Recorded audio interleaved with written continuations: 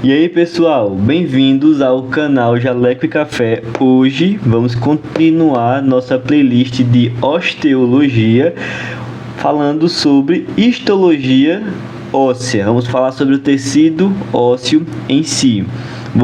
Começando aqui a nossa aula de histologia óssea. Para quem não sabe, histologia é o estudo dos tecidos e histologia óssea vai ser o estudo do tecido ósseo. Tranquilo. O que é o tecido ósseo? O tecido ósseo é um tipo de tecido conjuntivo, tá? Não esqueçam disso. Porém, ele vai ter substância intercelular calcificada e rígida. E essa substância intercelular também pode ser chamada de matriz óssea. Para quem não sabe, eu acho que vocês sabem, né? Cada tipo de tecido tem a sua substância intercelular.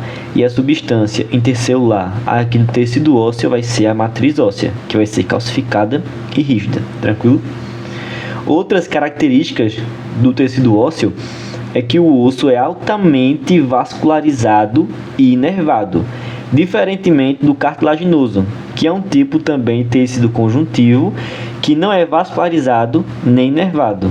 Entendeu? Ele até depende do pericôndrio lá. Porém, nosso foco aqui é o tecido ósseo. O tecido ósseo é altamente vascularizado e inervado. E o tecido ósseo é revestido pelo periósteo.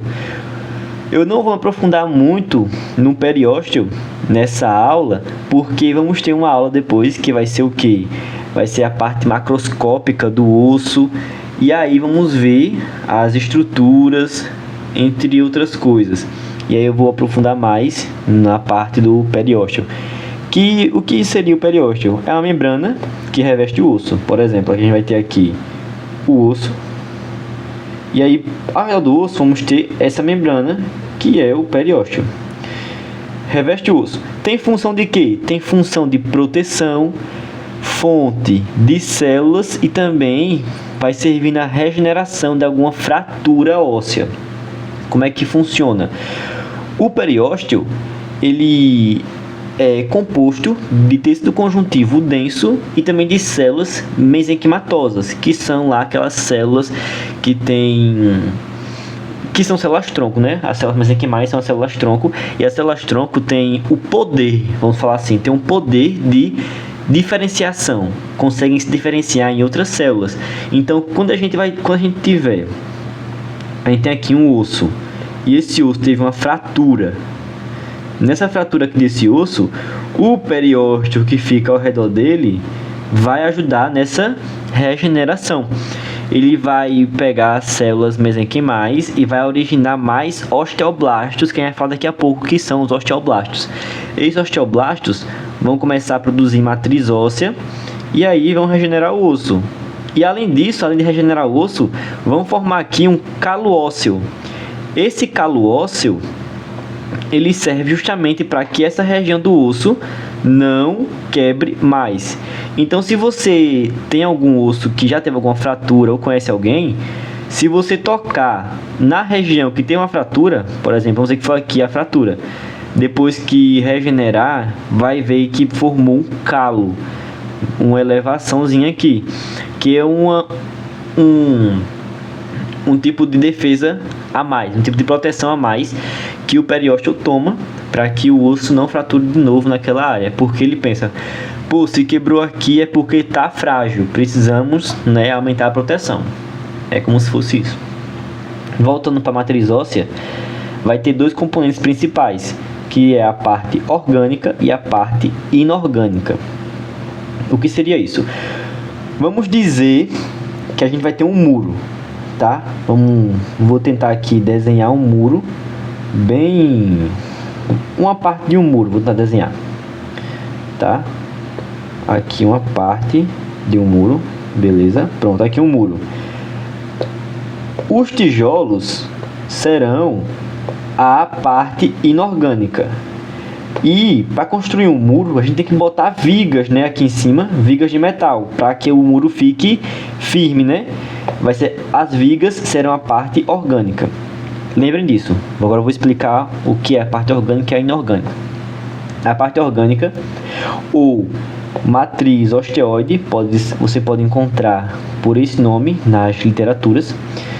é o componente do osso, o componente da matriz óssea, que é formada por colágeno do tipo 1, tá? É o principal componente da parte orgânica, são os colágenos tipo 1. E o que ele faz? Ele garante a flexibilidade. Tranquilo? Garante a flexibilidade. Por quê? Voltando para o exemplo do muro. A gente vai ter aqui um muro, né? Eita, já esqueci como foi que eu desenhei o muro. Mas eu acredito que foi assim, não foi? Tranquilo. Aqui o muro. Se a gente tiver só os tijolos no muro, ele não vai ficar tão flexível ao ponto de, se receber algum impacto aqui, ele vai cair. Então a parte orgânica vai ser a viga, porque um muro sem uma viga de metal, ele fica muito rígido, ele não consegue absorver impactos e, vamos dizer assim, ter aquele balanço para absorver o impacto e acaba quebrando. E a parte inorgânica, que seria os tijolos, tá? É a parte rígida, a parte dura. E se a gente não tiver os tijolos, só a viga lá, ela não se sustenta, entendeu? Então ela fica mole lá, não consegue sustentar. E é por isso que eu associei com o muro. Porque a parte orgânica, se falta a matriz orgânica, né, o componente orgânico, o osso fica quebradiço, porque ele não vai ter a flexibilidade, mas vai ter a dureza. E se uma coisa é muito dura e não é flexível, ele quebra com facilidade. Eu dei até o exemplo do macarrão, quando você tira do pacote na aula anterior. O macarrão lá, quando você tira do pacote, tá durinho. Se você dobrar um pouquinho ele quebra, porque ele não é tão flexível. Então o osso precisa dos dois para se manter em equilíbrio. Falando da parte inorgânica, pode ser chamado também de matriz mineral. É composto principalmente pelos sais minerais, né? Cálcio e fosfato. Tem outros, né? Como magnésio, entre outros. Mas os principais são cálcio e fosfato, que vão formar a hidroxiapatita, que é o fosfato de cálcio, que eu falei para vocês. Que vai compor o osso, vai dar a dureza ao osso. Então a parte inorgânica garante dureza ao osso. E a falta da parte inorgânica vai deixar o osso mole. Entendeu? Que nem aquele exemplo da viga e do tijolo que eu falei. Tranquilo? Osso em meio ácido e osso em temperatura alta. Eu botei esse tópico aqui para vocês entenderem melhor a parte inorgânica e a parte orgânica. Que como assim? Eu não achei nenhuma imagem que representasse o osso em alta temperatura, só achei uma imagem que representasse o osso em meio ácido, né? Aqui. Como a gente sabe, a parte orgânica, ou matriz osteoide, vai ter colágeno. E se a gente botar, vamos fazer um exemplo, se você pegar um osso de galinha e colocar em meio ácido, por exemplo, Coca-Cola, contém ácido, tá? Se você botar o osso de galinha em algum meio ácido, esperar um tempinho e depois retirar, você vai ver que o osso vai estar bem maleável, vai dar para dobrar ele, como está dobrando nessa imagem aqui. E por que isso acontece? Porque o osso em meio ácido vai ficar descalcificado. Ele vai perder a parte inorgânica dele, vai perder a matriz mineral dele, ficando apenas a parte orgânica. E o osso vai ficar com esse aspecto de borrachoso aqui, dando até para fazer uma dobra nele. Já o osso em alta temperatura vai causar a destruição da parte orgânica, fazendo com que o osso fique quebradiço, porque vai sobrar apenas a parte inorgânica dele. Em alta temperatura, a gente vai destruir a parte orgânica. A parte orgânica é responsável pela flexibilidade. Se a gente perde a flexibilidade, o osso fica quebradiço. Ele fica duro, mas não fica maleável. Então ele acaba quebrando fácil, fica farelento, sabe? Tranquilo? Isso aqui é bem interessante vocês entenderem. Falando agora das células do tecido ósseo, eu não coloquei todos aqui, eu coloquei as 3 principais células. Tem outras? Tem. Só que eu vou deixar isso para explicar durante as outras aulas, porque vamos aprofundar um pouquinho em uma coisa e em outra e vamos citar essas outras células. E para não ficar um conteúdo muito extenso para vocês agora, eu optei por colocar as principais. Então essas aqui vocês são obrigados a saber. Células do tecido ósseo. Começando pelos osteoblastos, são células jovens e ativas. Lembrem disso, osteoblastos são células jovens e ativas. São responsáveis por produzir matriz osteoide e enzima fosfatase alcalina. Essa enzima fosfatase alcalina, ela vai tirar íons cálcio do sangue e colocar sais de cálcio nos ossos. E para que serve isso? Justamente para a gente deixar o osso mais calcificado. Quando é necessário isso, vamos produzir mais osteoblastos, que aí vão tirar íons cálcio do sangue e colocar o cálcio nos ossos. Os íons cálcio no sangue são solúveis no sangue. E quando a gente tira esses íons cálcio do sangue, a gente vai diminuir a calcemia. Calcemia é a quantidade de cálcio no sangue.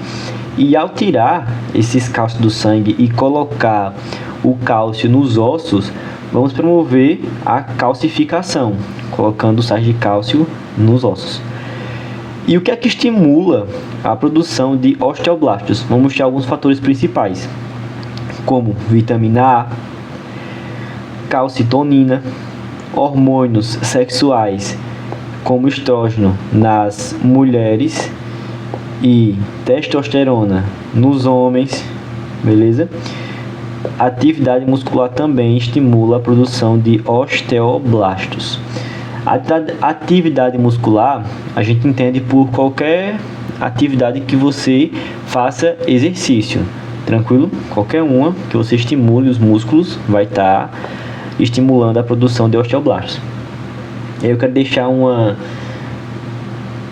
observação aqui sobre os hormônios sexuais, que em média geral, assim, né, grande parte, a testosterona, no caso dos homens, né, que tem muita testosterona, bem mais que as mulheres, porque tem gente que acha que mulher não tem testosterona. Tem, mas é em quantidade tão baixa que chega a ser insignificante. E aí os homens que têm essa, né, testosterona, que é o principal hormônio sexual do homem, eles têm uma alta, vamos dizer assim, afinidade com os osteoblastos. Eles produzem mais osteoblastos do que o estrógeno. Tranquilo? É tanto que se pegar um osso feminino e um osso masculino, consegue diferenciar, porque o osso masculino é mais calcificado, justamente por conta da testosterona. Além disso, a testosterona tem uma predisposição genética a ter mais ossos, ter uma quantidade muscular, quer dizer, ter mais músculos, ter uma quantidade muscular maior. É por isso que homens também têm essa predisposição genética a ter mais músculos. E por isso também os homens têm o osso mais calcificado, pela testosterona, que tem alta afinidade com os osteoblastos, e por ter mais músculos, consequentemente aumentando a sua atividade muscular. Quando os osteoblastos ficam velhos, capengas, com preguiça, eles vão se tornar os osteócitos. Então, quando os osteoblastos ficam velhos, a gente vai ter os osteócitos, que são células velhas e quase inativas. Veja só, eu não falei que elas são inativas, eu falei que elas são quase inativas. Tranquilo? E para que servem os osteócitos? Simplesmente para manter a matriz óssea. Eles vão fazer a manutenção da matriz óssea. Osteoclastos. Os osteoclastos são derivados dos macrófagos, e é por isso que eles têm papel de defesa, como os macrófagos. Além disso, os osteoclastos vão destruir a matriz osteoide e produzir enzima fosfatase ácida. O que seria essa enzima fosfatase ácida? Ela é o contrário da fosfatase alcalina. Por quê? Vamos lá. A enzima fosfatase alcalina vai promover a diminuição de cálcio no sangue, diminuindo a calcemia e aumentando a calcificação. Vamos tirar íons do sangue, quer dizer, vamos tirar cálcio do sangue e colocar cálcio nos ossos. A enzima fosfatase ácida, que está presente nos osteoclastos, vai tirar cálcio do osso e colocar cálcio no sangue. Aí você me pergunta, por que a gente quer tirar cálcio dos ossos? Por um simples motivo. O cálcio, ele não serve apenas para compor o osso. O cálcio serve para gerar, né, ele participa dos impulsos nervosos, da contração muscular, várias funções. Ele possui várias funções. E é por isso que a gente tira o cálcio dos ossos e bota no sangue quando é necessário, através dos osteoclastos, que vai fazer a destruição da matriz osteoide. E aí, quando a gente tira sal de cálcio dos ossos, né, vamos promover a descalcificação. E colocando íons de cálcio no sangue, a gente está aumentando a calcemia, que é a quantidade de cálcio no sangue. Os osteoclastos, eles são estimulados por hormônios parato-hormônio da tireoide, beleza? E aí, eu queria explicar para vocês aqui sobre a remodelação óssea. Até botei aqui uma observação para vocês. Isso aqui é um tema de uma aula futura, que a gente vai aprofundar muito. Vamos falar muito sobre isso. Mas eu trouxe aqui já para vocês terem a mente fresca para quando chegar essa aula. O que seria a remodelação óssea? É simplesmente a formação óssea mais a reabsorção óssea. A formação óssea acontece por causa dos osteoblastos. A reabsorção óssea acontece por causa dos osteoclastos. E aí, quando a gente une os dois, a gente vai ter a remodelação óssea. Beleza? Como é que os osteoblastos fazem a formação óssea? Porque eles produzem matriz osteoide.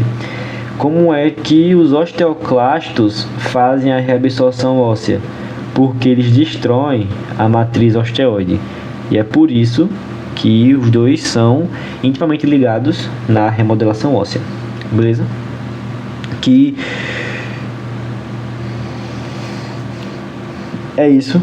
Eu espero que vocês tenham gostado da aula. Eu tentei ser o mais breve possível e trazer também a maior quantidade de conteúdo para vocês. Vamos se aprofundar mais durante as próximas aulas. Não esqueça de deixar o seu like, se inscrever no canal se tiver gostado. Até a próxima aula. E é isso.